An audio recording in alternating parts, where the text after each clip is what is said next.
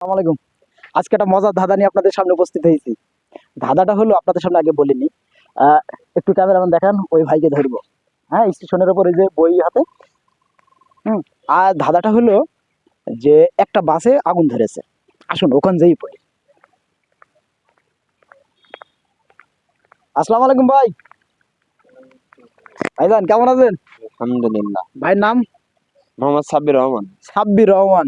স্টেশনে কি করছেন, বই পড়ছেন? এই দাঁড়িয়ে আছি, একজনের জন্য অপেক্ষা আচ্ছা করছি। আচ্ছা, আমরা একটা ছোট প্রশ্ন উত্তর পর্বে মানে ধাঁধা নিয়ে এসেছি আর কি, বলিব?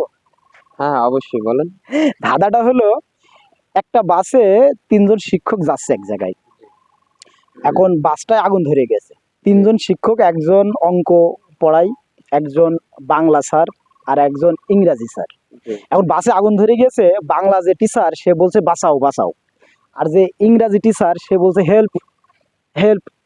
এখন আমাদের প্রশ্নটা হলো, অঙ্ক যে গণিত পড়ায় সে কি বলবে?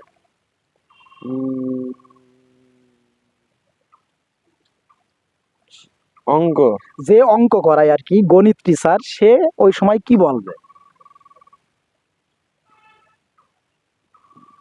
আমার জানা চুলকান, নেই। মাথা চুলকান ভালো করে হবে ইনশাল্লাহ। জানা নেই? না ভাইয়া জানা। প্রিয় দর্শক বন্ধুরা, আমার ভাইয়ের জানা নেই। তে অবশ্যই আপনাদের জানা আছে আমার জানা মতে, আপনারা অবশ্যই জানেন।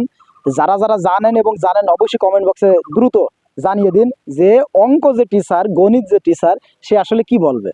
ধন্যবাদ।